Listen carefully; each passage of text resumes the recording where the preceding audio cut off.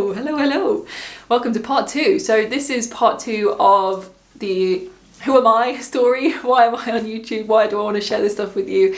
And this is basically why I have such a strong, what do I want to say?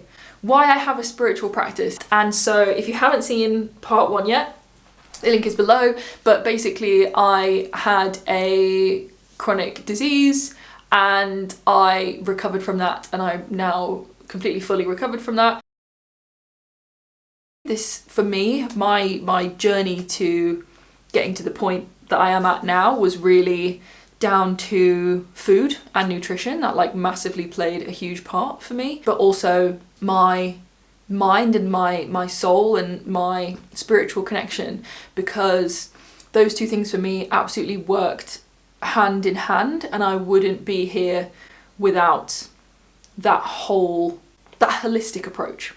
That's a great word. Ultimately, to be honest, I think the biggest thing that helped me to recover from this was the deepening of my spiritual connection, which I was forced to have. Like, I wouldn't have been able to cope with this unless I had this connection and greater belief that it was going to be okay. And call it what you want. If this is not your thing, don't worry about it. But for me, like, I do connect to God. I believe that there is a higher power. And do I believe that it's some bloke in the clouds? No, but I do believe that God is love. It is the essence that runs through everything that we know and see and feel around us. It is the ultimate knowing that we are soul connections. We are all connected to each other. There is only love in the world. Everything stems from that.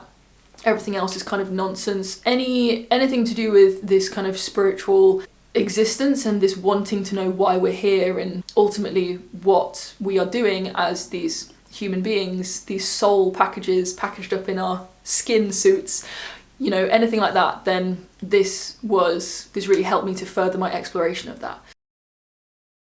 For me, the spiritual side of it really came about when I started to feel better and the food was working, giving my body the right fuel, changing my nutrition, changing the food that I ate and being completely whole food, plant-based, vegan. And that extended into the products I was using on my skin, what I was putting in my body, not just the food that I was eating. So that extends into all of my life. So really just detoxifying my body self. This is where the spiritual element came in more, because I still needed to fix it up here in order for all of that stuff to be right.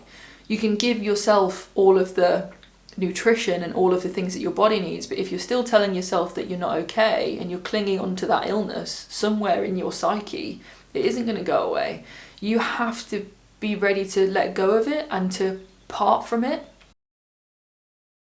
And this for me was where this spiritual element came in, because I had to make my peace with this and I had to say, like, thank you, but I'm ready to let go of you now. Like, I'm really grateful. You've taught me so much. I've learned all about who I really am. I've furthered my spiritual existence. I've furthered my nutritional plant-based self, and I'm ready to let go of you now and actually say thank you. Like, wow, that is a big thing. Something that was so challenging for me that you know, was killing me every day. It literally just felt like I was just dying.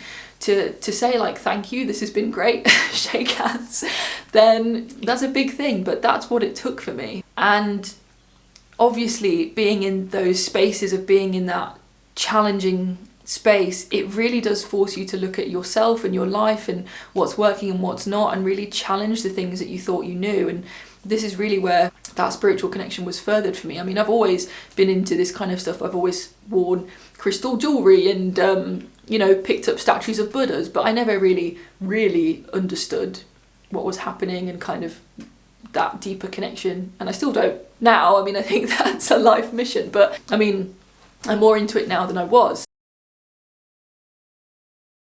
So skipping back to when I was, you know, not very well, I was really just in despair. I was really forced into a corner to look at the bigger picture and to really sit with myself and spend a lot of time contemplating, spend a lot of time figuring out why this was happening. And ultimately the question is not why this is happening, just sitting there in despair. It is, what now? What now? So ultimately this is what I was kind of forced to decide, was that I want to get better. So I have to release this. And I know this is really hard, and if you're not into this kind of stuff and you're watching this and you're thinking like, I've tried everything, like I don't want to be ill. Some part of me was clinging on to that illness, that's what I believe, for whatever reason. I don't know what it was, I don't know if it was an emotional thing, if it was just because I needed that challenge to catapult me to where I am now. Whatever it was, I think I had it for a reason, and it was a gift. And if I'd have just listened at the time straight away and sat with it and kind of investigated and kind of been like, why are you here? What is happening? Then I would have found it a lot quicker, to be honest. And I know that sounds weird, but that's ultimately what I believe, that leaning into it and just being like, okay, what are you trying to show me? What is this? What is the purpose of this? Rather than feeling like it's an enemy, because it's not an enemy, because it was me. You know, it wasn't an enemy. So what I'm trying to say is like,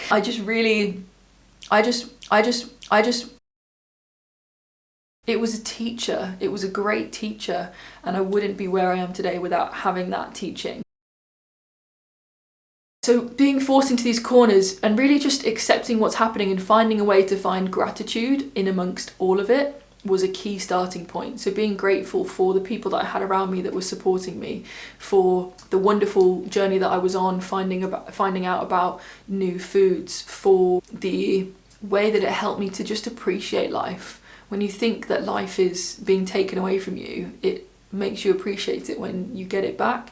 So finding that gratitude and that space to be grateful for things in amongst all of that chaos and the pain and the confusion and the turmoil, that was a key thing for me. Also recognizing that I wasn't a body, and that ultimately this isn't me. This is the package that I'm in right now, but this isn't who I am. I am at my core a soul being that cannot be touched, and regardless of what's going on in the outer section of me, I am stable and complete and whole, and that cannot be touched. That can never be taken away from me. And deepening that awareness and meditating with that and really connecting with that, knowing that nothing can go wrong. You know, it's safe, it's fine. Like I at my genuine core cannot be touched, and it cannot affect me. And recognizing that was really about reclaiming my power and reclaiming my power over this, and realizing that I had a decision here.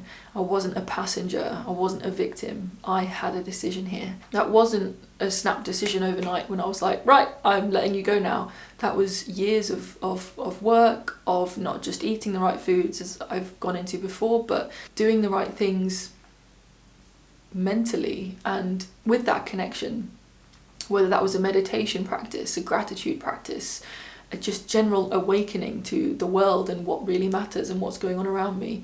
All of that encompassed that change for me, and it certainly wasn't overnight. It was a journey I'm still on. So having that connection really helped me to find peace in a time that was very confusing, in a time that was very lonely. It helped me to find that space, and I don't believe that I would be here had I not gone through that, and that is why it was that gift. Just kind of knowing that even if it felt like I was out of control, that was okay. Like, it's hard because I guess from one perspective it's about being present and not being just a victim and a passenger in it and actually taking control of it, and then the other half of it is kind of like letting it be and not having a judgment over it, rather than, I think as human beings we're like, this is bad and this is good. I think it just is, and just accepting it as it's just isness was really helpful for me, because I could just let it run its course basically and step back from it. And of course that wasn't an easy process, that wasn't without its challenges, but that's what we're here for. You know, we're here to live, to be present, to further our explanation of our soul and to really connect with who we are. And so when I started to think of it as this blessing and this journey and kind of like, okay, well I'm here, so let's enjoy the ride, all of a sudden it had no power over me. It didn't affect me negatively anymore. That's the only way I can describe it. And so I would definitely say that if something like this is affecting you now, or you just want to further your spiritual practice, start with a really simple meditation or a gratitude practice.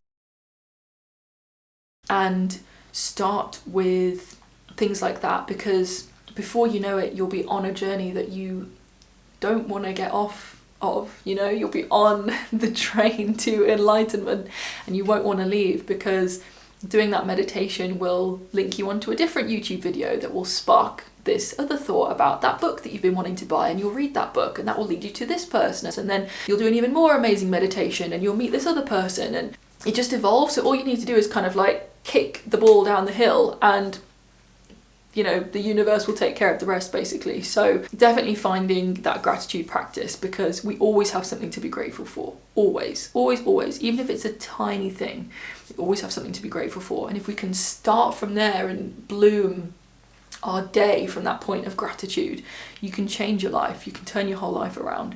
And that certainly was the case for me. So I could talk about this forever, but I'm gonna be quiet now. So I hope that was useful. Again, if you have any questions, thoughts, ideas, please pop them below, and I would love to connect with you. And yes, I hope that this is useful, and I'm hoping to obviously talk about this more over the coming weeks, months, years of me doing this channel, so this won't be the end of this conversation, but hopefully that was a good overview, and it gives a bit of background story into who I am, and also why I feel so passionately about this food and about having this connection and this spiritual practice. And yeah, hopefully that is a nice bit of background. So I'll see you soon.